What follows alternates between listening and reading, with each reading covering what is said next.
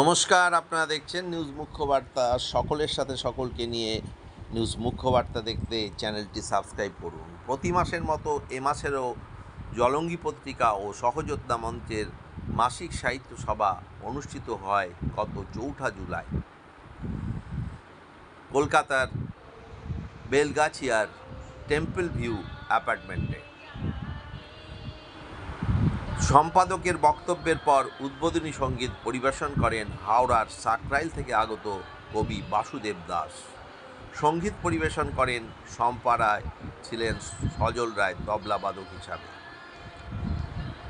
ওই দিনের বিশিষ্ট অতিথিদের মধ্যে ছিলেন জলঙ্গি পত্রিকার সম্পাদিকা চিন্ময়ী বিশ্বাস, ছিলেন সভাপতি রিটায়ার্ড আইএএস অফিসার রামপদ বিশ্বাস ও প্রসেনজিৎ ভৌমিক, শম্পা রায় প্রমুখ।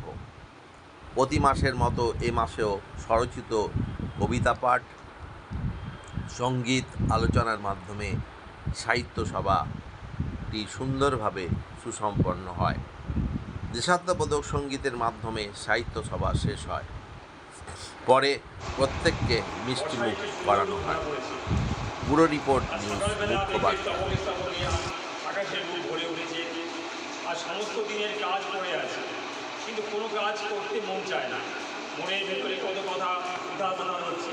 মানুষ সমুদ্র পার পর্বত ডিঙিয়ে গেল, পাতাল চুরিকে শীত কেটে মণিমাণিক্য চুরি করে আনলে, কিন্তু অন্তরের কথা কিছুতেই বলা হয়ে ওঠে না। আজ এই মেঘলা দিনের সকালে সেই কথাটাই মনের ভিতরে মানুষটা বলছে। সেই মনের মানুষটাকে অনবরত খুঁজে ফিরি, সে কোথায়? এই আষাঢ়ের অনবরত বৃষ্টি ধারা সমস্ত বৃষ্টি সে কেড়ে নেবে। মেঘ নিয়ে এসেছিল শ্রাবণ ধারা, শুকনো মাটি ছিল রসে ভরা, চাষির লাঙলে ধানের ইশারা, সবুজ বিপ্লবে আত্মহারা। ও পৃথিবী সবুজে ঘেরা, দূষণ মুক্ত সবার সেরা। এসো বৃষ্টির সাথে খেলা করি, ভেজানো হৃদয়ে মেলবন্ধন করি। সৃষ্টির পশ্চাতে আছে বৃষ্টি, লুকানো সেখানে সৃষ্টি। ফলের মায়ে বৃষ্টি আসে যায়, যখন মেঘ ভাসে মন ভরে আশায় আশায়। ভালো থাকবেন, ভালো থাকবেন।